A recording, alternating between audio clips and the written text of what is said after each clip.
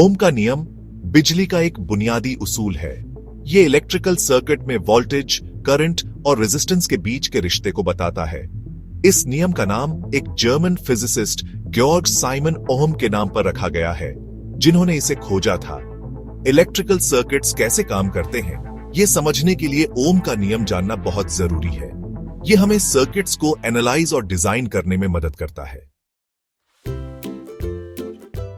ओम के नियम को एक आसान से फॉर्मूला से दिखाते हैं। V बराबर I Guna R। V voltage है, जो इलेक्ट्रिक पोटेंशियल डिफरेंस होता है। वोल्टेज को उस फोर्स की तरह समझो जो इलेक्ट्रॉन्स को सर्किट में पुश करता है। I करंट है, जो इलेक्ट्रिक चार्ज का फ्लो है। करंट को उस रेट की तरह समझो जिससे इलेक्ट्रॉन्स फ्लो करते हैं। और R रेजिस्टेंस है, जो करंट के फ्लो का विरोध है। वोल्टेज वोल्ट्स में, करंट एम्पियर्स में और रेजिस्टेंस ओएम्स में मापा जाता है। ज्यादा वोल्टेज का मतलब इलेक्ट्रॉन्स के लिए ज्यादा जोर का पुश। ज्यादा करंट का मतलब पर सेकंड ज्यादा इलेक्ट्रॉन्स फ्लो कर रहे हैं। ज्यादा रेजिस्टेंस का मतलब करंट को फ्लो करने में ज्यादा मुश्किल।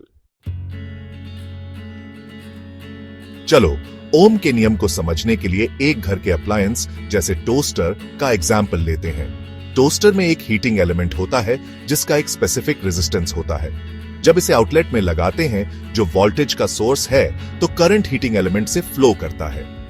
करंट की मात्रा वोल्टेज और एलिमेंट के रेजिस्टेंस पर डिपेंड करती है। मान लो टोस्टर एक 120 वोल्ट के आउटलेट में लगा है और उसके हीटिंग एलिमेंट का रेजिस्टेंस 12 ओएसएम्स है। तो ओम के नियम V बराबर I गुना R से उसमें से फ्लो होने वाला करंट 10 एम्पीयर्स होगा। रेजिस्टेंस से गुजरता हुआ यह करंट हीट पैदा करता है, जिससे आपकी ब्रेड टोस्ट होती है। ओम का नियम इलेक्ट्रिकल इंजीनियरिंग और फिजिक्स का एक बेसिक प्रिंसिपल है। यह वोल्टेज, करंट और रेजिस्टेंस के बीच के रिश्ते की एक सिंपल लेकिन पावरफुल अंडरस्टैंडिंग देता है। सिंपल से लेकर कॉम्प्लेक्स सिस्टम्स तक इलेक्ट्रिकल सर्किट्स को डिजाइन और एनालाइज करने के लिए यह नियम बहुत जरूरी है। चाहे आप इंजीनियर हो, टेक्नीशियन हो या बस ये जानना चाहते हो कि इलेक्ट्रिकल डिवाइसेस कैसे काम करते हैं, बिजली की दुनिया को समझने के लिए ओम का नियम जानना बहुत जरूरी है।